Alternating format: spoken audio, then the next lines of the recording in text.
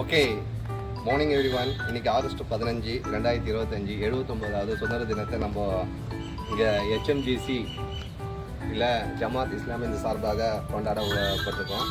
அதுக்கு சில ஏற்பாடுலாம் இருந்தது. கரெக்டாக 8 மணிக்கு கொடியேற்றிடுவோம். அதுக்கு நம்ம காதர் பாய் வந்து கொடியேற்றி தலைமை தாங்கிறதுக்கு இருக்கிறாரு.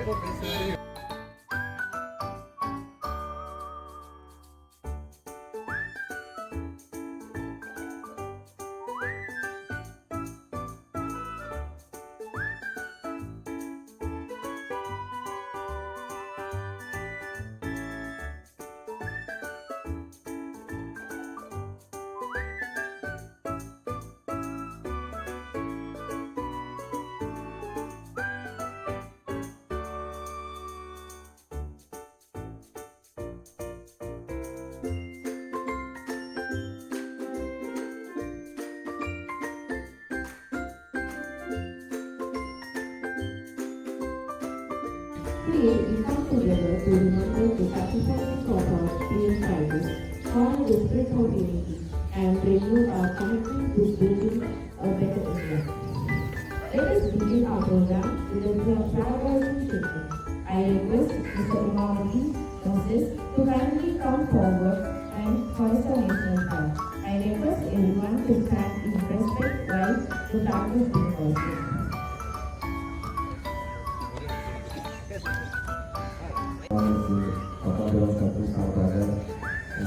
காதர்பாய் அவர் தலைமையில் நாம் இருக்கிறோம். அதற்கு முதலாவது நிகழ்ச்சியாக இன்று கொடி கொடி ஏற்றுவதற்காக எங்கள் உமாவதி அவர்களை அன்போடு அழைக்கிறோம்.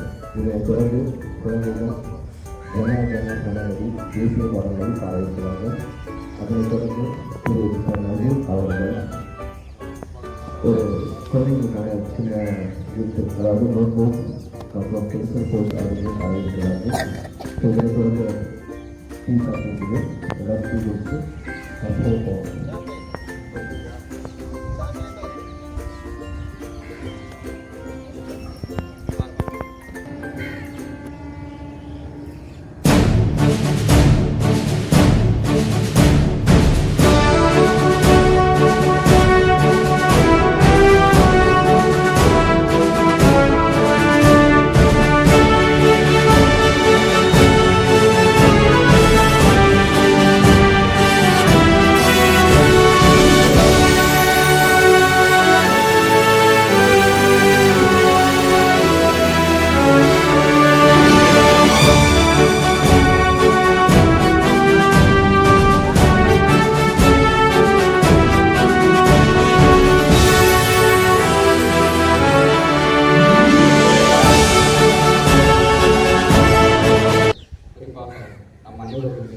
தேவனுடைய சாந்தி சமாதானம் என்றும் என்று நினைவுக்குமாறு சுதந்திரம்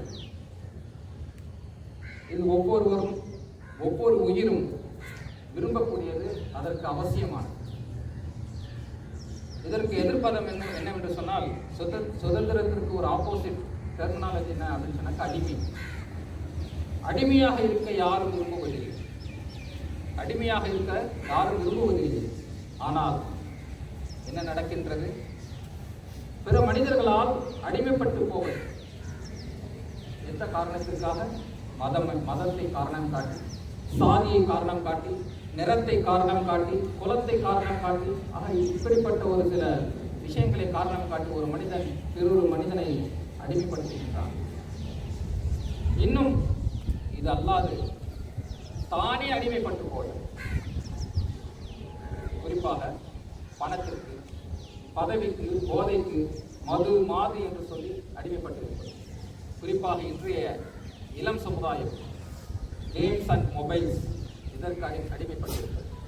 ஆக இப்படிப்பட்ட பல்வேறு அடிமைத்துவத்தை நாம் இங்கு பார்த்து கொண்டிருக்கின்றோம். சுதந்திரம் பேசக்கூடிய, சுதந்திரம் கொண்டாடக்கூடிய நாம் பல்வேறு அடிமைத்துவத்தை மத்தியில் நாம் வாழ்ந்து கொண்டிருக்கின்றோம். எனவேதான் குர்ஆன் குறிப்பிட்டு காட்டுகின்றது. 90வது அத்தியாயம் அல் பலத் என்ற அந்த அத்தியாயத்தில் இருந்து 10 முதல் 13 வசனங்கள் வரை இறைவன் குறிப்பிட்டு காட்டுகின்றான். நன்மை தீமையின் தெளிவான இரு வழிகள் காட்டப்பட்டுவிட்டன.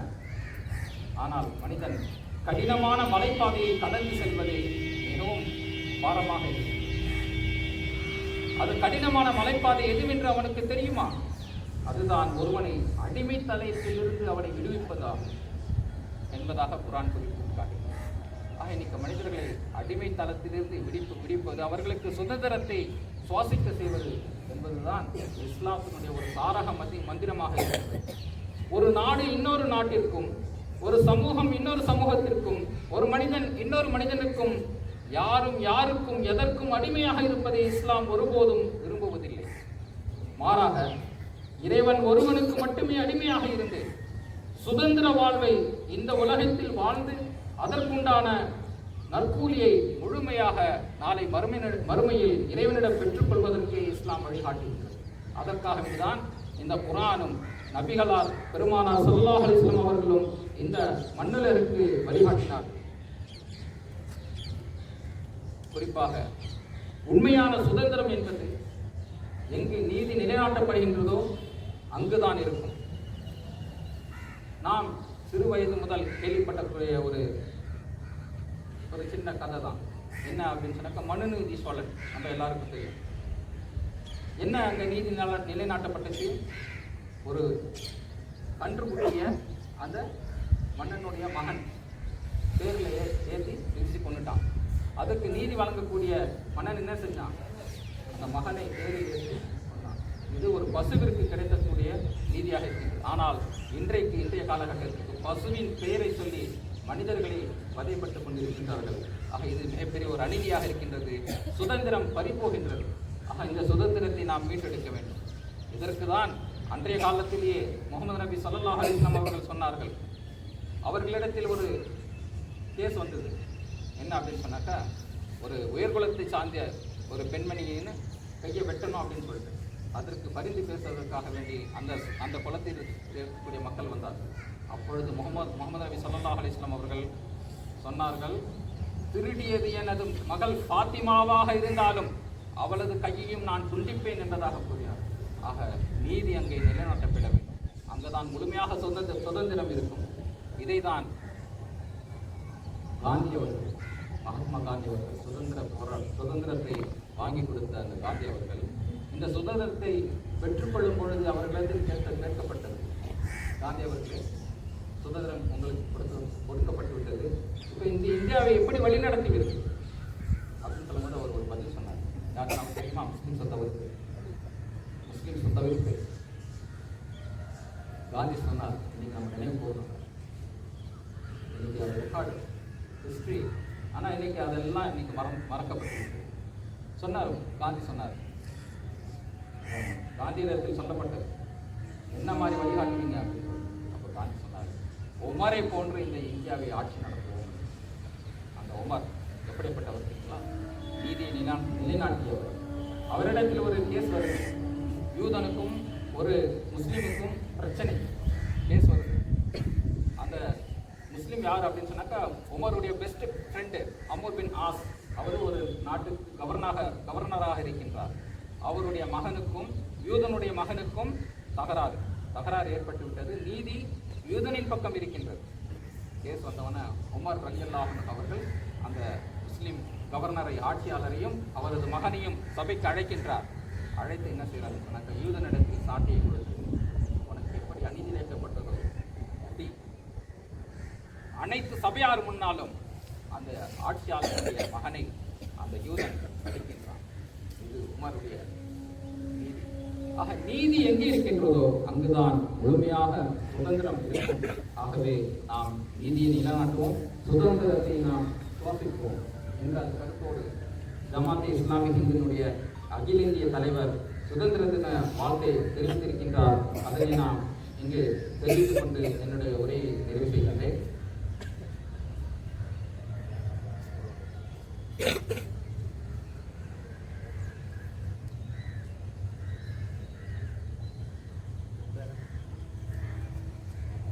இந்திய சுதந்திரத்தை முன்னிட்டு என் அன்பு சகோதர சகோதரிகளுக்கு இதயம் கனிந்த வாழ்த்துக்கள்.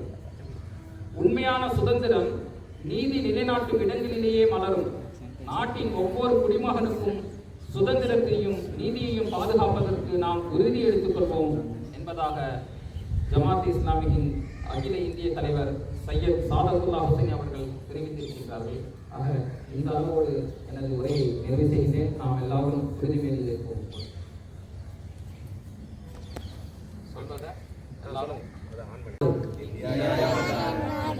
இந்தியர் அனைவரும் என் உடன் பிறந்தவர்கள்.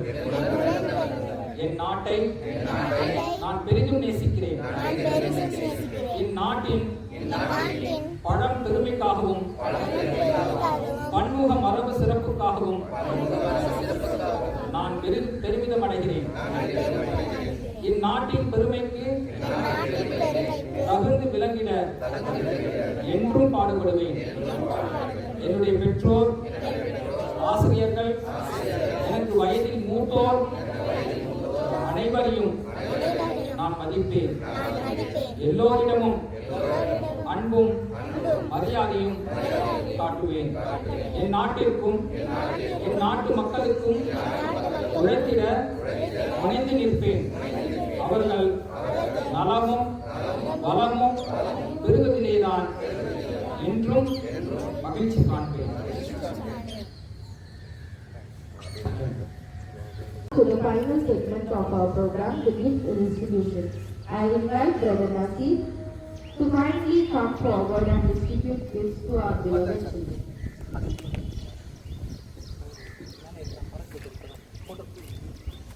Adil.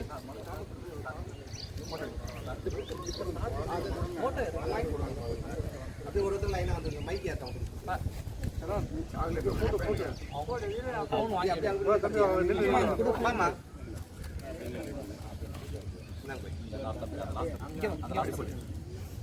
நஜீர் வா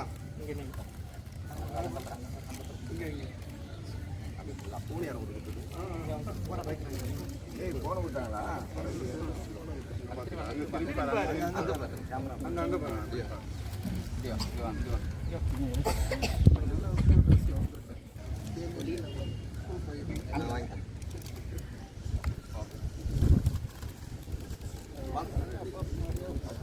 நீங்க வந்து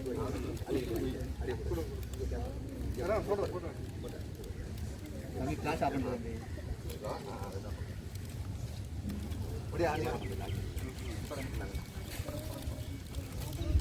வீடு போட்டு நீங்கள் வச்சுங்க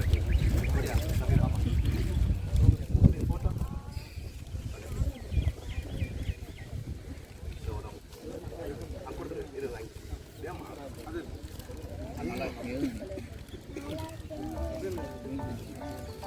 நிறையா யாரு வெள்ளை வெள்ளையா இருக்கு எங்களுக்கு கொடுக்குறாங்க அப்படின்மா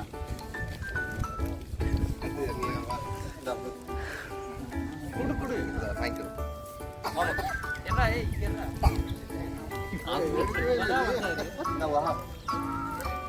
குடு பாய் தானா பாய் கொடுங்க பாய் கொடுங்க பாய் கொடுங்க பாய் நல்லா இருக்கு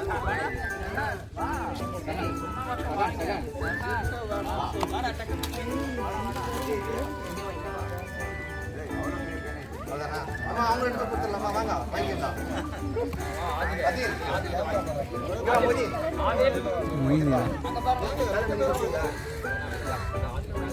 சரி அவங்க வேணுமா வாங்க இப்படி வாங்க லைன் வரணும் கல்யாணம் மாப்பிள்ள கல்யாணம் மாமா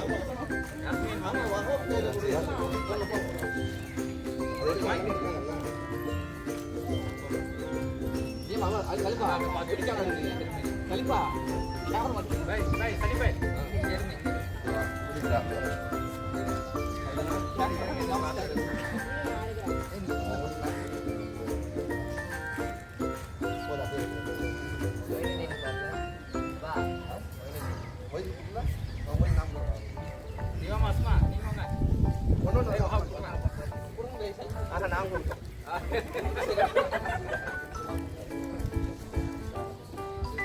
தெரியுமா அவங்க லாங்கா போய் தெரியுமா